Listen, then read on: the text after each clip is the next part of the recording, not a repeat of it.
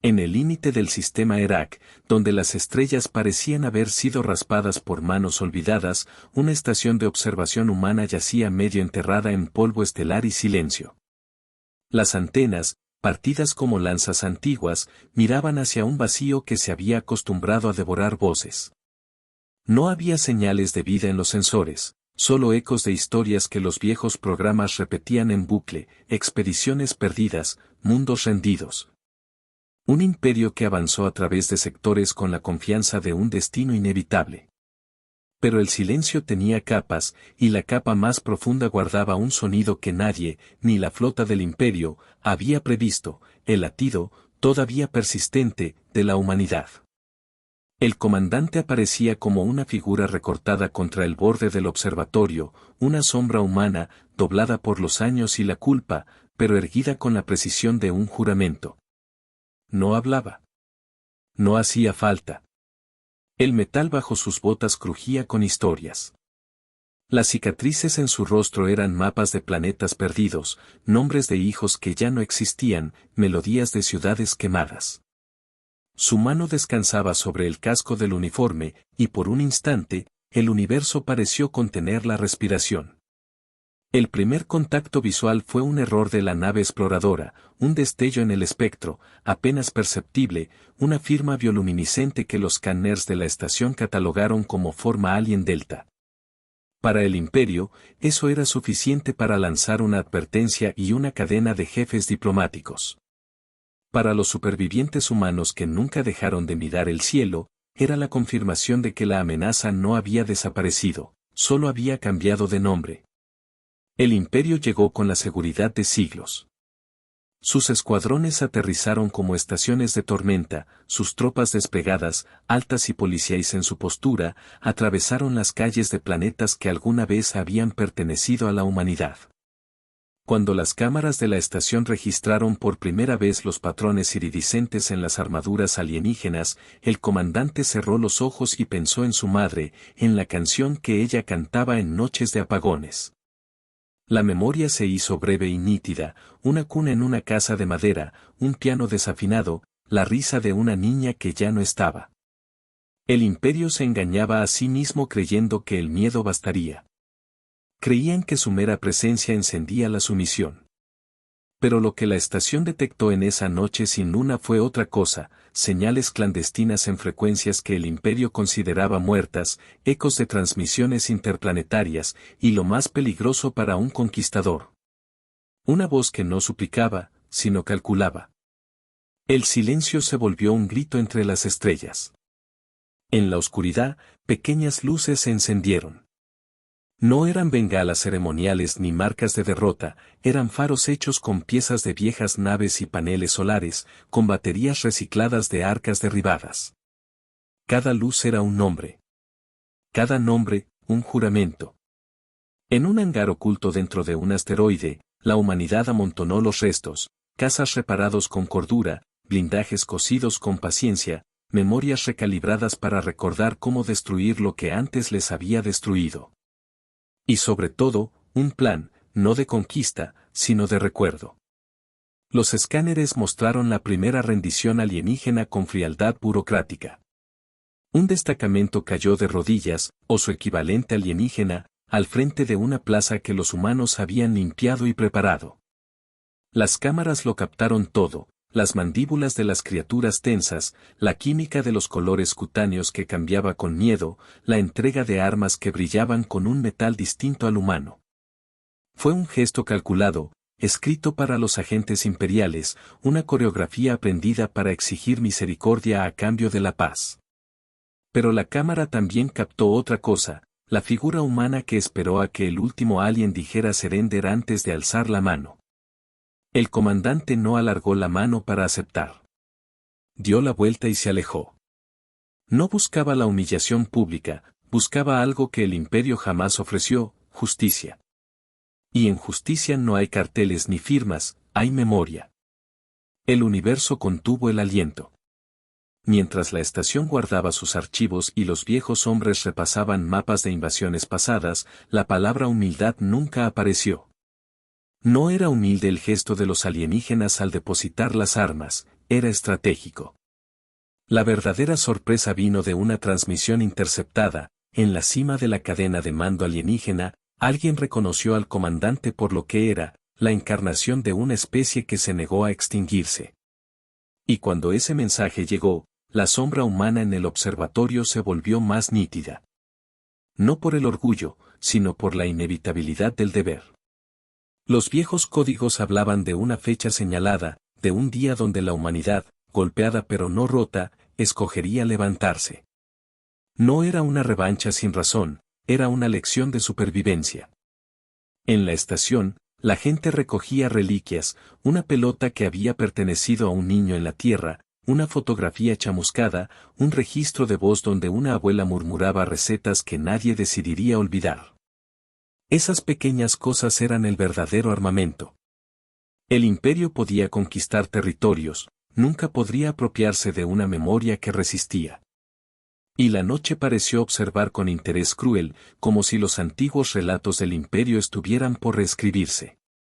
El silencio se volvió un lema mucho más peligroso que cualquier amenaza armada. Los relatos de la humanidad sobreviviente circulaban como leyendas entre los colonos, ciudades que se habían convertido en fortalezas subterráneas, cruceros camuflados como cometas. Convoys que viajaban en silencio entre los huecos del espacio para evitar sensores imperiales. En un planeta que alguna vez fue un paraíso de jardines flotantes, ahora había antenas de interferencia y pozos para cultivos que olían a esfuerzo. Fue allí donde se reunió la primera gran voz del renacer humano, una alianza fracturada, formada por veteranos, científicos, niños que ya no eran inocentes, y por supuesto, por el comandante. La presencia humana retenía una cualidad inesperada, no había temple en buscar dominio, sino en proteger lo que quedaba de dignidad. En las cámaras subterráneas de la fortaleza, hologramas proyectaban mapas de rutas antiguas, planos de naves saqueadas y, sobre todo, fotografías de noches con luces de ciudad. Cada soldado llevaba un recuerdo clavado en el casco, un mechón de cabello, un viejo pasaporte, una moneda de mente oxidada. La memoria se había convertido en ritual. La alianza descubrió que el imperio no era homogéneo en su brutalidad. Existían facciones que negociaban su supervivencia con su misión y otras que abogaban por erradicar por completo a los sistemas que aún respiraban.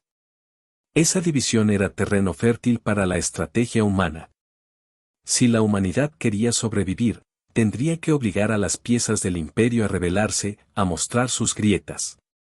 Y no con guerras masivas que consumieran lo poco que quedaba, sino con golpes quirúrgicos que recordaran al enemigo lo que era subestimar a un ser que ama, recuerda y jura.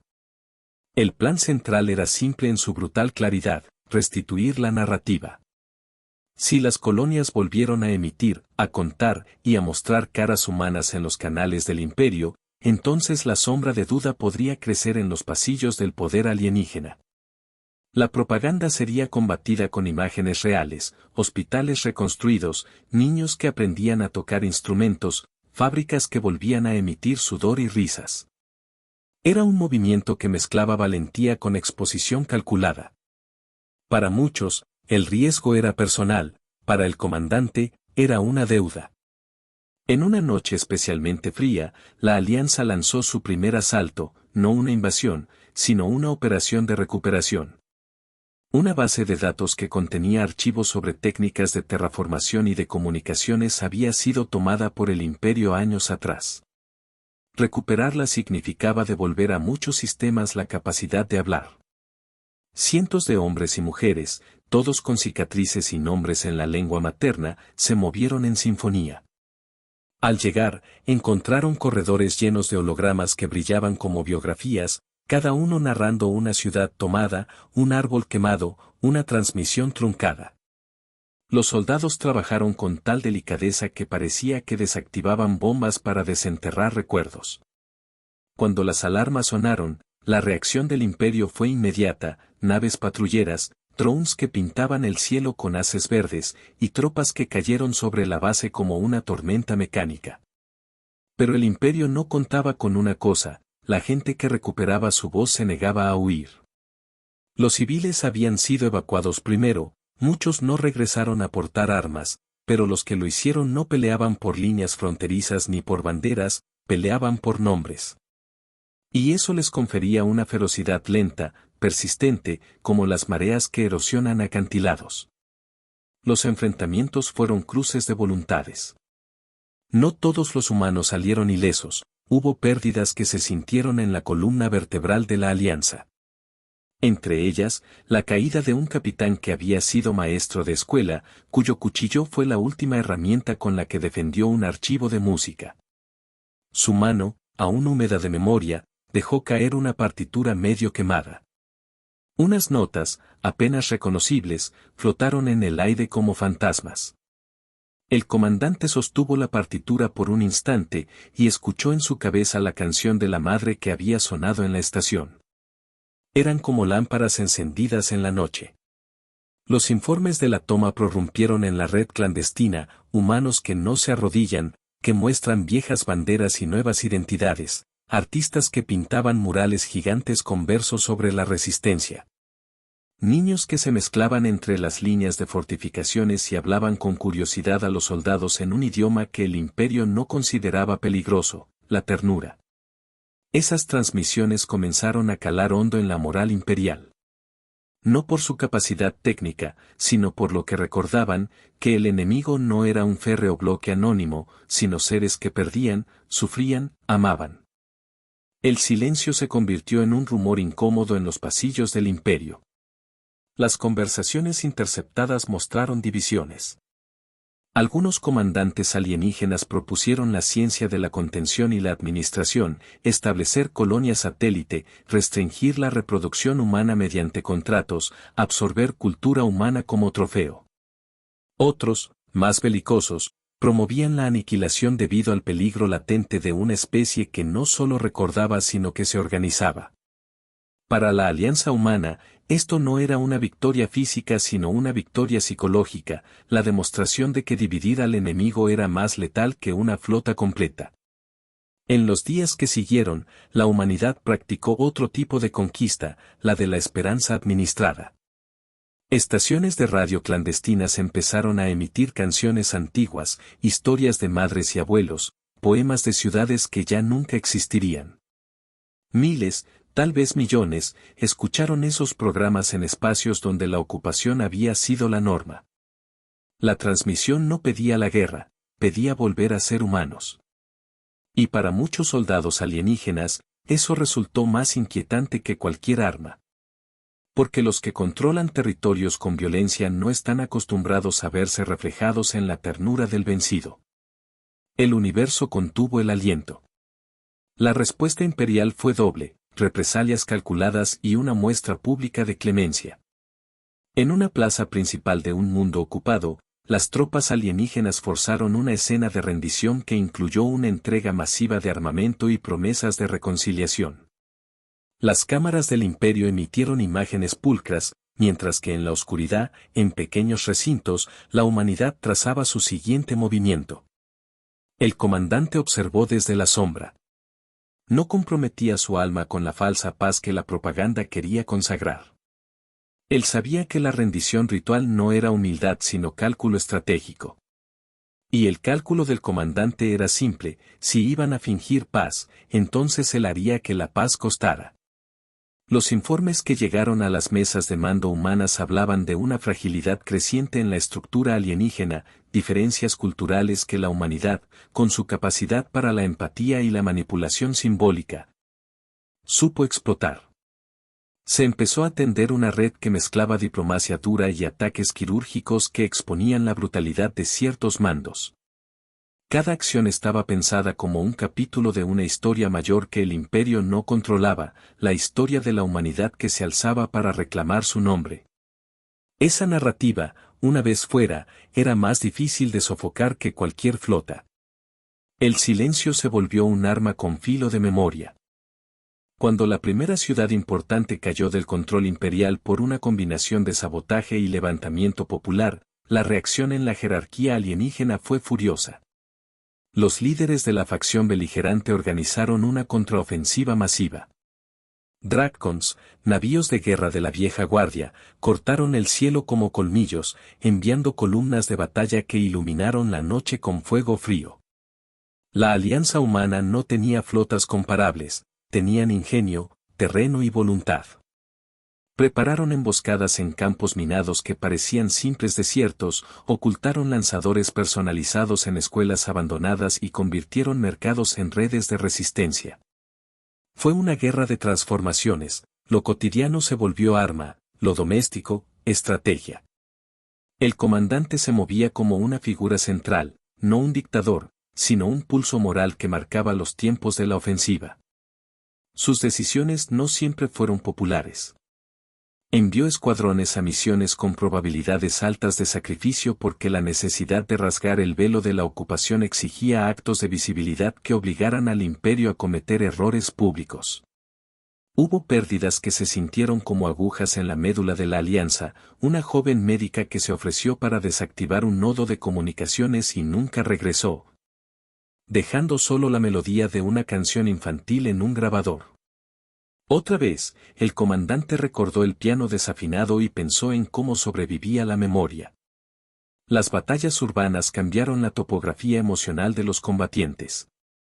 Las calles se convirtieron en cámaras de recuerdos, una librería convertida en fortaleza, un hospital con grafitis de poemas, un teatro con asientos llenos de barricadas. La humanidad desplegó un elemento inesperado, la capacidad de transformar la derrota en símbolo. Cada punto recuperado era embellecido con gestos que hablaban de reconstrucción, jardines improvisados, placas con nombres, funerales públicos convertidos en actos de afirmación. Era una guerra que, además de territorio, contendía por sentido. El imperio atacó con técnicas que brillaban por su crueldad sistemática, bombas. Bombas que explotaban con una precisión diseñada para borrar memoria además de carne, sistemas de refrigeración de bibliotecas incendiados, depósitos de agua contaminados. Generadores que ardían dejando a barrios enteros en eterna penumbra. Desplegaron minas sísmicas que no solo destruían vehículos, sino que apagaban códigos de identificación y arrancaban nombres de los registros. Cada ataque era una lección destinada a enseñar a los sobrevivientes que la esperanza tenía un precio demasiado alto. Pero la resiliencia humana no es un mecanismo lógico que pueda calibrarse con bombas. Era un tejido de pequeñas resistencias, un ama de casa que dejó una lámpara encendida para guiar a un escuadrón herido, un mecánico que improvisó un impulsor con piezas de un juguete para lanzar una contramedida. Un coro improvisado que a las 3 de la mañana emitió una canción que unificó radios clandestinas. Esa resistencia crecía en los márgenes, con la paciencia de las raíces que rompen el pavimento. Los días de los combates se fundían en una continuidad de explosiones y susurros. Hubo operaciones que sangraron pero enseñaron, y otras que costaron lo que la humanidad más temía perder, caras que ya no volverían a sonreír. En una de las escaramuzas más cruentas, una columna entera de civiles fue atrapada en un corredor que se había prometido seguro. Las luces de emergencia fallaron y el humo llenó los pulmones de quienes buscaban salida. Una niña de cabello enredado sujetaba un muñeco chamuscado y, con la claridad de quien siente el mundo desmoronarse, comenzó a tararear la vieja canción que antes había sonado en la estación. Su voz, delgada y firme, atravesó el humo como una cuerda llegando al otro lado del abismo. Solo después se supo que la canción salvó a varios. Los soldados, guiados por la tonalidad, encontraron el corredor y abrieron paso. La niña no sobrevivió. El silencio se volvió un grito entre las estrellas. Ese sacrificio se enterró en la memoria colectiva. No fue un dato más en el informe, fue un llamado. Las misiones se volvieron más precisas, menos sanguinarias en apariencia y más letales en propósito. El comandante ordenó maniobras que parecían suicidas porque buscaban algo más que victoria, buscaban forzar la mano del imperio. Exponer su brutalidad en una secuencia que el resto de las razas y las facciones alienígenas pudieran ver. La humanidad comprendió que la guerra no era solo un acto bélico, era un arte narrativo que reescribía el significado de poder. Las calles liberadas fueron llenadas con instalaciones que parecían contradictorias, bibliotecas junto a puestos de primeros auxilios, huertos en techos de edificios todavía humeantes, placas con nombres de aquellos muertos puestas bajo la sombra de árboles recién plantados. Se celebraban lecturas públicas de poemas y se hacían funerales que tenían la dignidad de declaraciones. En esas plazas la humanidad no celebraba la violencia, celebraba la persistencia de su presencia. Y esa presencia, visible y humana, empezó a erosionar la autoestima del adversario. El imperio respondió con más crueldad en algunos frentes y con más cálculo en otros. Había mandos que preferían la diplomacia forzada, ceremonias de rendición, pactos firmados frente a cámaras, mientras que otros empujaban por la aniquilación total. Esa lucha interna pronto se convirtió en una ventaja estratégica para los humanos, obligar a la facción más agresiva a mostrar sus métodos y luego hacerlos públicos.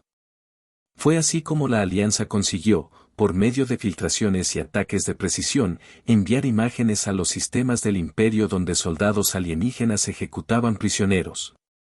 Ondeaban estandartes arrancados y destrozaban archivos culturales. Las reacciones no fueron universales, pero dividieron aún más la cadena de mando alienígena. El universo contuvo el aliento. Dentro de la jerarquía humana, el precio emocional fue duro. Veteranos que recordaban ciudades enteras en llamas encontraron nuevas tareas que quemaban de otra manera, supervisar la rehabilitación de niños sin padres, enseñar un oficio. Reparar las piezas fragmentadas de algoritmos que almacenaban generaciones de historias. En los sueños del comandante aparecieron imágenes que no podía borrar, una sala de juegos vacía con juguetes ordenados como si alguien esperara regresar, un piano con teclas negras manchadas de ceniza. La voz de su madre diciendo una palabra que ya no tenía sentido salvo como promesa. Esas memorias alimentaban su estrategia y endurecían su compasión. En el campo de batalla físico, los humanos empezaron a emplear tácticas que confundían a la tecnología del imperio. Adoptaron señuelos biológicos, transmisiones con ruido blanco que simulaban movimientos, y vehículos que imitaban fauna autóctona para pasar desapercibidos. Hubo un momento icónico, un convoy envió delante de sí un remanente de infancia, pelotas y cometas, que, cuando explotaron con cargas de pulso, desactivaron sensores enemigos y permitieron al verdadero batallón rodear a las defensas. La imagen de niños lanzando cometas antes de que las sombras cayeran se volvió viral en redes clandestinas, y con ello aumentó la reverencia por la humanidad entre aquellos que aún conservaban algo de empatía. Pero el combate seguía cobrándose lo suyo. En una de las escaramuzas en una planicie lunar, un escuadrón humano quedó aislado tras un contraataque. El comandante, consciente de la situación, tomó la decisión más difícil, ordenar una extracción que ponía en riesgo su propia seguridad. Él sabía que su figura no era solo táctica, era símbolo. Si caía en manos del enemigo, la lectura de esa victoria alienígena sería devastadora. Subió a la cápsula de recuperación último, con la certeza de que su descenso servía para algo más que llegar a un campo de batalla, iba a poner en movimiento la pieza que cambiaría la percepción de la guerra. El silencio se volvió un arma con filo de memoria. La pieza se llamaba División Epsilon, fuerzas especiales formadas por veteranos endurecidos, jóvenes tácticos con imaginación destructiva y exdiplomáticos reconvertidos a sabotaje psicológico. Habían operado en las sombras durante años, ejecutando misiones que parecían imposibles. Pero su cometido final no era matar o conquistar, era instruir una lección para que resonara en las cámaras de mando del imperio. La humanidad no pedía piedad, exigía reconocimiento. La División Epsilon realizó una serie de golpes quirúrgicos que culminaron en una emboscada en una base de comunicaciones imperial. La operación fue un ballet de coordinación, cargas electromagnéticas que tumbaron la infraestructura, equipos de infiltración que liberaron transmisiones con rostros humanos beaming across the void. Y una maniobra fenomenal que llevó al comandante a saltar personalmente en el cráter de la base enemiga. Cuando la cámara táctil captó su figura, cubierta de polvo y sangre, la transmisión se propagó por una red que el imperio no había anticipado, civiles, soldados neutrales y hasta algunos oficiales alienígenas la vieron. Lo que sucedió después no fue simplemente militar, fue antropológico. Tropas alienígenas en varias plazas, organizadas para la dominación, comenzaron a bajar las armas al ver la imagen del comandante, no por miedo físico sino por una reacción que no había sido prevista. Reconocimiento de la resolución. Para muchas especies, la percepción de un líder tan expuesto indicaba que el adversario no era solo un colectivo anónimo de razas a someter, sino una conciencia que estaba dispuesta a sacrificarse por aquello que amaba. La oferta de rendición que antes se había hecho desde la servidumbre ahora fue rota por el deseo de evitar el escarnio interno. El imperio, al verse dividido en pánico y diplomacia, cometió errores estratégicos que la humanidad explotó. En las sombras, se filtraron documentos que mostraban cómo líderes alienígenas temblaban al pensar en la inestabilidad que la guerra podía provocar en sus propios mundos. La alianza humana no necesitó aniquilar a todos los mandos, solo necesitaba provocar la duda suficiente para que las tropas empezaran a cuestionar órdenes. El silencio se volvió un reto en los pasillos del poder. El día de la gran convergencia fue como una tormenta que había tardado siglos en formarse. La flota humana, parcial, remendada y cegadora en su creatividad, se reunió en un cinturón de asteroides, ofreciendo a los cielos un espectáculo de luces, sombras y voluntad. Naves capital comenzaron a converger hacia el planeta que había sido centro de la ocupación. La señal era clara, la humanidad no buscaría la ocupación, sino un juicio visible. En el espacio, el combate fue una coreografía de enormes proporciones. La pantalla del comandante brilló con lecturas de proximidad y calor. Cohetes cruzaron como cometas heridos, y plasma y esquirlas pintaron el vacío con fugas de luz. Las naves humanas, más pequeñas y más ágiles que las fortalezas alienígenas, utilizaron maniobras de enjambre que confundieron formaciones antiguas. En tierra, la resistencia final se había preparado, barricadas, túneles, trampas no letales que desgastaban moral y recursos, y sobre todo, gente que ya no temía caer si la caída podía salvar a otros. Un punto culminante fue la caída de un navío insignia alienígena ante la precisión humana. No fue solo la destrucción del casco lo que marcó la diferencia, fue la entrada de la división Epsilon en la sala de mando. Al descender con su estandarte humano y un montaje de recuerdos reunidos, fotos, voces, música, la presencia humana se hizo íntima dentro de la nave enemiga. Oficiales que antes solo habían visto rostros en pantallas ahora confrontaban humanos que hablaban con nombres, con familias, con historias. Esa humanidad palpable provocó una fisura. Algunos soldados alienígenas, incapaces de reconciliar sus órdenes con la evidencia ante ellos, soltaron sus armas. El silencio se volvió una confesión. La escena culminante tuvo el símbolo que el imperio nunca quiso enfrentar, el comandante, en el suelo polvoriento del puente enemigo, con la caja de recuerdos abierta a sus pies. No gritó victoria, se mantuvo firme, escuchando. Los oficiales del imperio, en su jerarquía de orgullo y protocolo, intentaron mantener la compostura. Pero la presencia del comandante fue un argumento implacable. Él no fue a humillar, fue a mostrar que la humanidad había sobrevivido con sus heridas abiertas y que, a pesar de todo, aún conservaba la capacidad de elegir. Entonces sucedió lo inesperado y decisivo, una delegación de tropas imperiales se adelantó y dejó caer sus armas. No fue un gesto de temor ante la fuerza, porque, en muchos campos, la fuerza imperial aún superaba a la humana, sino de resignación ante una verdad más peligrosa que la derrota física. El reconocimiento de un pueblo que no negaba su pasado, que no mendigaba perdón y que ofrecía la posibilidad de un nuevo equilibrio. La señal de rendición se propagó como una onda. En distintos puntos del teatro de guerra, filas de alienígenas comenzaron a depositar sus armas en la tierra liberada. El universo contuvo el aliento. No fue la rendición de una especie sometida, sino la capitulación de tropas que vieron en los humanos algo que no podían entender del todo, una simbiosis entre furia y memoria que no se quebraba ante la dominación. El comandante a su vez no pidió venganza pública ni ejecuciones masivas. Sus órdenes fueron restringidas y firmes: detener la violencia y documentar. Porque la humanidad no buscaba simplemente expulsar, buscaba preservar su derecho a existir sin ser objeto de experimentos, sin ser tratado como entropía cultural. Hubo, por supuesto, quienes en el imperio se opusieron. En cantos oscuros de rabia, algunas flotas se reunieron para un último acto de desafío. Pero la narrativa ya había sido capturada por una multitud de ojos que trascendía fronteras, aliados potenciales dentro del imperio, razas neutrales que observaron la firmeza humana y decidieron intervenir. Y estaciones de transmisión que ahora difundían la historia con claridad. La presión diplomática y la fractura interna fueron suficientes para romper los intentos de una contraofensiva completa.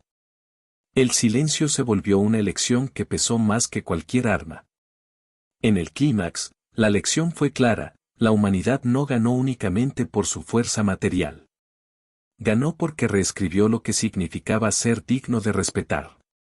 Sus actos, tan humanos como imperfectos, fueron capaces de generar empatía y temor a partes iguales. Cuando el alto mando alienígena finalmente se presentó, no lo hizo en una típica sala de rendición: su presencia fue una entrega de responsabilidad. Dejaron sus símbolos, su tecnología y sus archivos con la promesa de negociar un nuevo orden de coexistencia. El comandante, que había sido la sombra vigilante de toda la reconquista, aceptó solo lo necesario: la paz condicionada a la restitución y la protección de la vida humana y la memoria cultural. El silencio se volvió una palabra con significado. El amanecer sobre la ciudad recuperada fue lento. No hubo coronaciones ni escenas de épica ostentosa. Hubo, en cambio, trabajo, reconstrucción de fábricas, reparación de depuradoras, lecciones para niños que habían conocido más explosiones que cumpleaños. Las calles que antes habían sido corredores de muerte se convirtieron en mercados donde el olor del pan recién horneado competía con el humo residual de los incendios. La humanidad se movía con la cadencia de quienes habían aprendido a valorar cada gesto ordinario. Los acuerdos con el imperio no fueron mágicos. Fueron tediosos, administrativos y largos. Hubo inspectores, comisarios, y una burocracia que amenazaba con convertirse en otra forma de opresión. Pero algo había cambiado: la imagen del comandante, fotografía tras fotografía, se convirtió en símbolo no de dominación sino de responsabilidad. Los tratados incluían no solo límites y reparaciones, sino cláusulas sobre preservación cultural, intercambio de conocimiento con supervisión y, sobre todo, la exigencia de que las voces humanas no fueran silenciadas. El comandante se retiró de la primera línea con una decisión que muchos no entendieron de inmediato: dejó su casco en la plaza central junto a una placa con los nombres de los caídos. No fue un renunciar, fue un acto simbólico de confianza en la continuidad de la especie. Se dedicó a supervisar escuelas, a conversar con los veteranos que volvían a sus oficios, a ayudar a un niño a afinar un piano que todavía tenía teclas ennegrecidas. Esas labores eran, para él, la paz. El silencio se volvió un legado. En las semanas que siguieron, la humanidad se puso a curar sus memorias. Los archivos recuperados del imperio ofrecieron datos técnicos y culturales que, con tiempo y justicia, podrían ayudar a reconstruir mundos. Los científicos humanos arraigaron tecnologías regadas de un legado oscuro con protocolos que protegían derechos. Las comunidades levantaron monumentos no para celebrar la guerra, sino para recordar el precio de la indiferencia. Se plantaron jardines en las plazas donde antes hubo piras, y en esas plantas descansaban nombres de ciudades y de personas que no debían olvidarse. Una de las escenas finales que quedó grabada en todas las pantallas clandestinas fue la de niños jugando en un parque donde, años atrás, había sido un depósito de municiones. Un niño lanzó una cometa que surcó el cielo, simple y exacta, y la cámara captó cómo, por un instante, en su cuerda se enredaron rostros de generaciones: una madre cantando, un abuelo contando historias, una mujer que cosió banderas con manos callosas. La cometa subió hasta que apareció apenas como un punto contra la vastedad de las estrellas. La imagen se volvió un emblema de lo que la humanidad había defendido, la posibilidad de perderse en la contemplación sin que el mundo se lo robara. El universo contuvo el aliento. Los embajadores alienígenas que ahora caminaban por las avenidas restauradas lo hacían con cautela. Algunos mostraban sinceridad en su deseo de reparar, otros solo cumplían órdenes. Pero nadie podía borrar la evidencia de la resistencia humana, archivos abiertos, memoria pública, y la determinación de que la reconstrucción incluiría la enseñanza de lo que había sucedido. Los niños que crecieron en las últimas generaciones aprendían dos cosas en la escuela: cómo reparar motores y cómo contar historias sin miedo. Esa doble enseñanza, práctica y moral, fue el corazón de la nueva era. En los atardeceres, el comandante caminaba por la colina donde una vez observó la estación abandonada. Allí, sentado en una banca, escuchaba el sonido de una melodía que alguien tocaba desde la plaza. Era la canción tarareada por la niña que no sobrevivió. Cada nota era una promesa cumplida. En sus manos sostenía una caja con cartas que le habían dejado, dibujos de niños, agradecimientos en idiomas que su madre no hubiese entendido, promesas de no olvidar. A veces cerraba los ojos y sentía la presencia de quienes habían caído, no como una carga, sino como una fuerza que aún lo empujaba. El silencio se volvió una promesa. La nueva generación creció con historias de cómo la humanidad había sido subestimada y, contra todas las apuestas, había reescrito su destino. No fue la gloria lo que los guió, sino la responsabilidad de cuidar aquello que había sido ganado con sufrimiento. En plazas y escuelas se enseñaba a los jóvenes a mirar las estrellas con curiosidad y desconfianza a partes iguales, curiosidad por el universo. Desconfianza ante la arrogancia de creer que cualquiera podía definir el valor de otra forma de vida. Hubo momentos de duda. Vecinos que todavía miraban con recelo a los excombatientes, familias que reclamaban justicia por los horrores que sufrieron. La verdad era dura, la reconstrucción no borraba el dolor. Pero la humanidad aprendió a insertarlo en su narrativa como combustible para un futuro vigilante. Y de ese fuego nació una ética nueva: nunca permitir que otra especie dictara la importancia de la memoria humana. El silencio se volvió un faro. Finalmente, el planeta que había sido epicentro de la lucha celebró una ceremonia austera donde se rindió homenaje a los caídos y se declaró el inicio de una era de supervisión mutua y respeto. No fue un triunfo de conquista sino una lección sobre el valor de la vida común. Las banderas humanas ondearon junto a estandartes alienígenas lo suficientemente distintos como para recordar diferencias, pero lo suficientemente puestas al lado como para exhibir la posibilidad de coexistencia. En la plaza, el comandante miró al cielo. No buscó venganza en las estrellas, buscó promesas. Recordó la sala de juegos vacía, el piano desafinado, la mano de su madre sosteniendo la suya. Cada memoria era una piedra en el camino que habían recorrido. Había dolor, sí. Había pérdidas que ningún tratado devolvería. Pero también había algo más valioso: la certeza de que la humanidad, por ahora, estaba viva y se cuidaba a sí misma. El silencio se volvió canción. Vinieron por un planeta, pero despertaron a una especie.